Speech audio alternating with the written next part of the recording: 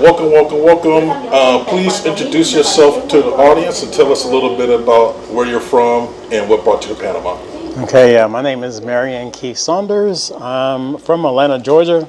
Moved there in '97. Left last year of May and came to Panama. Started a new life, new venture. Met some really great people. So just a new venture for me. Beautiful, man. Curious, why Panama? Did you look at other places besides Panama? No, I really didn't look at any other places besides Panama. I started looking, I came here October 2023.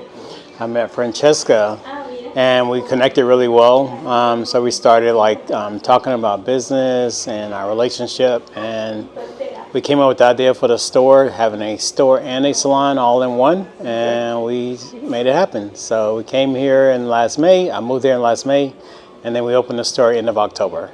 Beautiful. Now, speaking of business, tell us all about your business and what you do in Panama City. Yeah, so in the business, we have a salon and we have a beauty store. So we have a lot of American products, some Dominican products, some Brazilian products, Panamanian products. We cater to people of color that kind of have 4C hair, or other people of different types of hair types. But we specialize in some of the Americans that are here, a lot of retirees that have alopecia, have different issues and stuff, and then just even adjusting to this climate. I think it's more of the water that causes the issues with the dryness of the hair, but we work with a lot of people just to make sure that their hair cooperates with them while they're here in Panama. So. Excellent. And what was the process like in getting the business started in Panama, and particularly this type of business, hair business? Is this something that anybody can just jump out and do? I know so far as being a stylist, and certain careers are protected fields here in Panama. So I work here, but I am not a stylist. I do cut hair sometimes for clients. But as far as stylists and cosmetology, I do know that it is a protected field. In regards to starting a business, having a Panamanian as part of the business, I think makes it a lot easier, at least for me and my aspect of the route that I took. Definitely made it a lot easier. I think if I didn't have any Panamanians here to help me, definitely think it would have been a lot longer. Probably the store probably would not be open now if I didn't have the help. So I do think it's important to have that. Just makes it a lot easier. It makes it a lot more connections. Here in Panama, at least what I've found is it's really about who you know and who you connect with to get things done. So I think that's very important. But starting a business, I think if you put your mind to it, I think anybody can accomplish whatever they want to accomplish. Excellent. And for the people that are watching that happen to live in Panama, where are you located? So yeah, we're right here off of Avenida Balboa, right down here by Mercado Morisco, the fish market, close to the Point. PH Bayview is the building that we're in on the back side of it. So Calle Republica de Haiti is the street that we're on. And the store is on the back side, right on the corner of Avenida November y Calle de Haiti. So it's pretty easy to get to. If you come down close to Casco Viejo area, we're close to Casco Viejo, close to the point where the zip line is up top, and then Mercado Morisco, where you like to get some great seafood. Are you a zip line person? Have you done that yet? I have not did it here. I've done quite a few zip lines, but I have not did it here yet. So, yeah. Okay, so you will do it. Yeah, eventually. Let me know when you're going to do it, because I need to get a drone video of somebody doing that, and it ain't going to be me. One of these days, I'll get brave enough to go ahead and do it. So. I'll do death-defying stuff. Like when I'm ready for death-defying stuff, I'll get on a plane and go visit DC. Just drive down the street. Yeah. It's coming up, by the way. We're looking at going off for Thanksgiving. And oh, nice. Seeing the troops on the ground in DC is like, are you sure you want to go? Yeah, it's different. It's kind of different. Relatively peace and calm here. We don't, no one's asking us questions when we go places here, so. Oh, yeah. Hopefully it won't be too bad for you guys. So. Dreaming of Panama, white sand beaches, vibrant culture, maybe even a pet sloth sounds amazing, right? But then reality hits. Where do you even begin? Visas, banking, figuring out if your toaster oven can even cross borders legally? Spoiler alert, probably not. Trying to navigate a new country without a guide is like trying to build IKEA furniture with only a picture of a finished product. you'll just end up with extra parts and a strong desire to just lie on the floor. That's where the Go Explore Panama Relocation guy swoops in like a superhero with a clipboard and a really good tan. This isn't just a guide, y'all. It's your personal Panamanian cheat sheet. We've crammed all the nitty-gritty details, the insider tips, and the don't get scammed secrets into one easy to follow guide. From finding the perfect neighborhood to understanding the local cultures and which hand gesture not to use. We got you covered. Think of it as your essential first step before you accidentally try to pay for groceries with Monopoly money. We've all been there, right? Stop dreaming and start doing. Grab your Go Explore Panama Relocation Guide today and make your move to paradise as smooth as a fresh mango smoothie. Because the only thing you should be stressing about is which beach to visit first. So how long have you been in Panama again? So I moved here last May. So it's been a little bit over a year. So May this year was a year that I've been here. So May 28th I moved here. All right. And what was the spark that made you start looking at Panama? Honestly, like I always had an interest for Panama. I think even when I was in the military a long time ago, I was trying to get an assignment here. But I always had an interest in Panama, and I was supposed to come quite a few years ago. I didn't make it, and then just happened 2023, planning my birthday.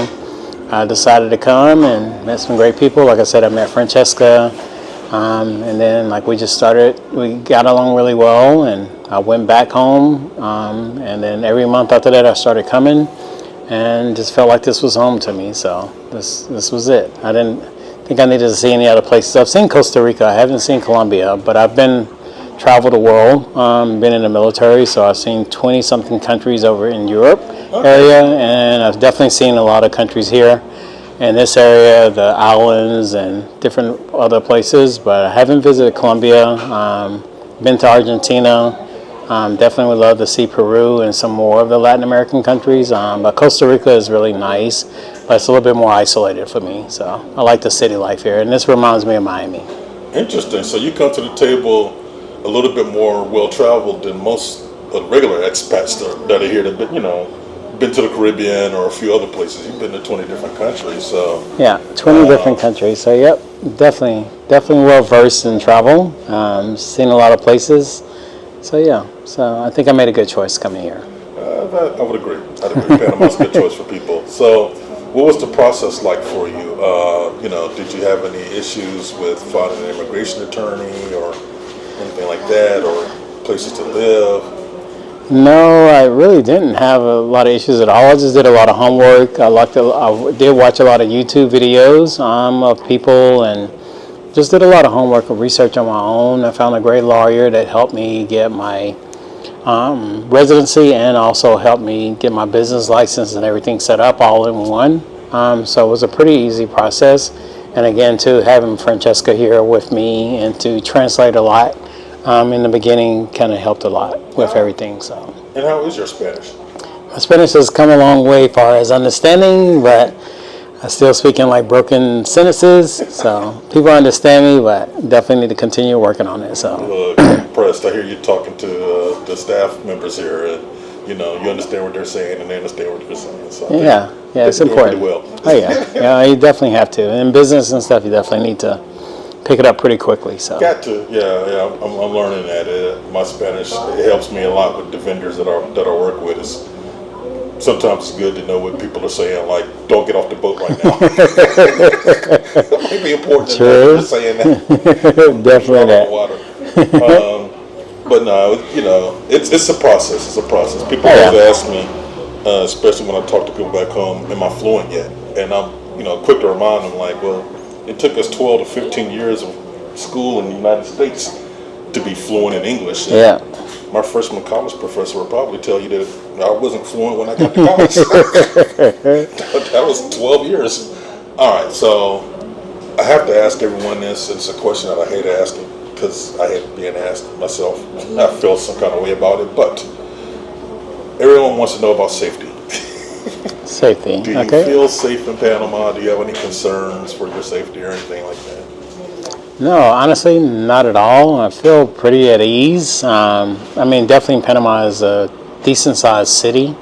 It has this wealthy, it has the poor, it has homeless. So you do have to be a little bit careful as far as just watching your bags, keeping those up front, or, I always keep my wallet in my front pocket, when I'm walking in the streets and stuff. So I think those are things you have to be aware of. But as far as feeling like your life is in danger or anything like that, then no, I definitely don't feel that at all. I do know there's some areas that I probably would not walk late at night in. But as far as just like moving around the city and feeling safe, yeah, I definitely feel safe. Even with the police, like I've never had a bad incident with a policeman here. They've been very helpful compared to like some of the incidents that I've experienced in my life before. So definitely. Lord knows the difference between police interaction here in the U.S. is night and day. Yes, totally night and day. I like cops now. Yeah. Do your job. Definitely. Even had a cop help me fix my car before, so yes. I mean, definitely. go figure. Our first, how are you finding the access to health care since you've been here? Have you had any need for health care? I went to the clinics before. I think I paid $7 to go to the clinic when I wasn't feeling well. Got 2 shots in the bottom, and I think they're more, as far as health conscious, more in tune, as far as not trying to put you on a lot of medicines and things here. So I do like that. I think they concentrate more on natural things and keeping you healthy and not putting you on something that's gonna mess up something else in your life. So definitely. So, but as far as medical care, I've been to the clinic a couple times, but I haven't had any instance to go to the hospital. I do need to get a checkup, but haven't had any other instances besides that. How are you finding the cost of living compared to what you saw in Atlanta? Cost of living here is great. As far as like eating out, I mean, you can get a full meal for around $5. Some places you can get a full meal for around $2.50. So eating in the Panama way, or the Panama restaurants and things of that nature. They do have American restaurants or places that cater more to the tourists that are similar to the American prices, but like far as living here, prices are probably half or even less than half here as far as grocery shopping. Depending on the store, like Super 99 is kind of like what I compare it to as Kroger back home, and it's probably like half the price, or a little bit less on certain items. But yeah, everything's pretty affordable. Cost of living is great here, so you can definitely come over here with a little and make it go pretty far. So, What is your most favorite custom that you've learned since moving to Panama? Politeness. I mean, definitely I'm from the South, so we are very polite in the South. But here it's like you walk in an elevator, and they'll say good morning to you, or they'll walk into a store and everyone speaks. So I do like that, and I do feel like the Panamanians are very polite people for the most part. So it's really nice. I definitely appreciate that. And then just here, period, I think the way of life is just a little bit slower. Like everything slows down a little bit here, and I think it's great. I think if we embrace it, I think it helps us as far as health conscious wise, and just to kind of like enjoy life a little bit better. So. And what has been your biggest surprise about the move to Panama? Biggest surprise, I don't know if I have a biggest surprise. I love how beautiful it is. Like compared to Miami, biggest surprise, I guess, really just the driving. At first, when I moved here, I said I was not going to drive when I moved here, but also too, I'm a little bit more of control person, so ended up getting me a car, and now I'm driving here and I enjoy it. I'm very aggressive driving, probably worse than Atlanta from where I've lived for quite a long time. Yes. But definitely gotten used to it, and just got to know you just got to push through traffic to get somewhere. If not, you're going to sit all day long. So.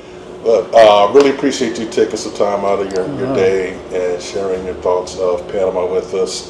Folks, stay tuned, because in just a couple of weeks from now, you'll see Keith again with the Panama Relocation Summit that we are hosting with Go Explore Panama, and helping people get the information they need in order to live a better life in Panama. Yes, definitely. I look forward to it, and I appreciate you. So thank you. Not a Thank you, problem. Tell away go. All right. Ciao.